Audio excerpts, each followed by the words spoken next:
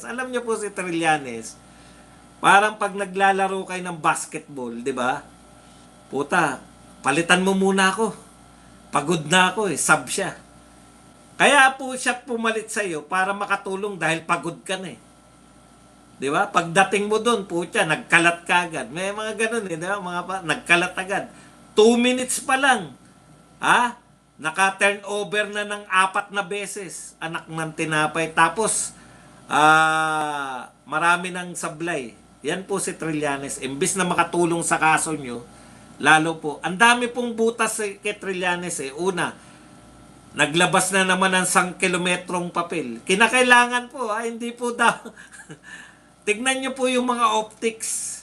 Hindi po yung kapal ng papel na binubuksan kasi walang epekto yun eh.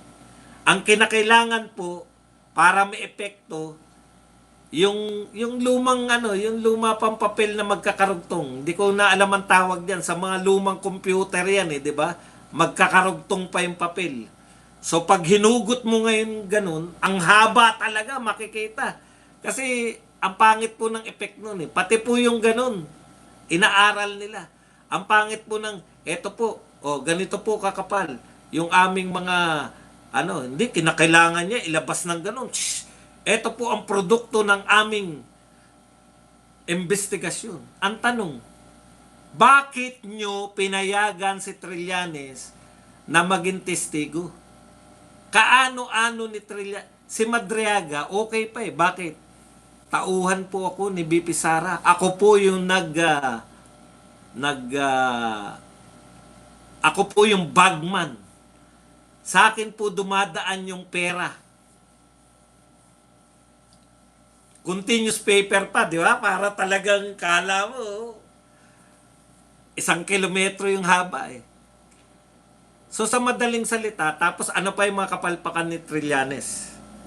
Okay. Lagi niya sinasama si PRRD, pati si Hanilet, pati nga si Kitty, kasama pa si Kitty, na tumatanggap din. Okay. Una, sarili mong investigasyon. Sino ka ba? NBI ka ba? Ikaw ba? Wala nagtatanong sa kanila. Para saan po yung ginawa niyong investigasyon? Paano niyo po nakuha yung mga impormasyon na yan? 'Di ba? Binigay ba yan ng AMLAC? Yari yung AMLAC pag nagbigay siya. Binigay ba yan ng bangko? Yari yung bangko pag nagbigay siya. Saan niya kinuha? Tandaan po ninyo, yung mga ebidensya na nakuha po, ang ebidensya po na nakuha ng illegal ay hindi po tinatanggap ng korte. Kaya nga po, uusisain muna yan eh. 'Di ba? Kaya nga po, ang tawag dyan, kinakailangan pa ng court order. Ibig nyo sabihin, ngayon lang nila nakita yung salin ni BP Sara. Hindi po. Paano nila napaghandaan yung mga tanong? Nakita na nila yan. Pero kinakailangan po nila na tanungin muna yung may mga dala-dala. Kaya nga naroon si Remulla, di ba? Tatanungin muna nila, ito ba ay galing sa inyo? Hindi naman po yung ombudsman yung gumawa nun. Galing ba to sa inyo? Itong papeles na to? Opo. Yan po ay ganun. Pinapasa. Papaliwanag pa paano napunta sa ombudsman. Legal po yun.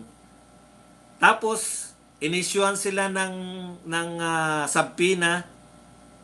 Kaya naroon sila. Kaya dala-dala nila. Ito po ay batay.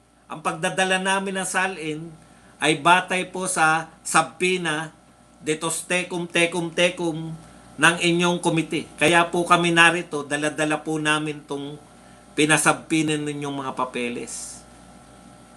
Saan galing yung mga papeles ni Trillanes? Nagpasubpoena ba siya?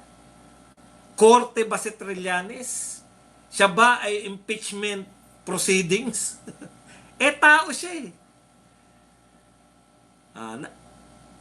Una yun. Kaya po yan, tapos, lahat, drug lord, Sami uy, drug lord. Sabi ko nga, Wala na bang otoridad ang Pilipinas? DILG. Nakulong ba to? Nakasuhan ba tong Sami Uy na sinasabing drug lord? Huwag nyo pong sabihin na wala kayong kakayahan na ipakulong yung mga drug lord na yan. Samantalang dating presidente, supposedly, maraming sumusuportang tao, supposedly makapangyarihan, dating presidente, anak, tatay ng kasalukuyang vice president, hindi kayo nangimi na ipakulong. Ito pang mga drug lord, laya lang. Galing kay Sami Uy, ibinigay kay Sara Duterte, ibinigay kay Digong, ibinigay kay Kitty. Pati si Kitty na at that time ay 8 taong gulang, 9 na taong gulang, kasama sa pinagbibigyan ng drug lord. Baka nakalimutan niyo edad ni Kitty. Siya po ba ay legal na pwedeng makipagtransaksyon? Lalo na sa drug lord. Ngayon, kung hindi po to legal,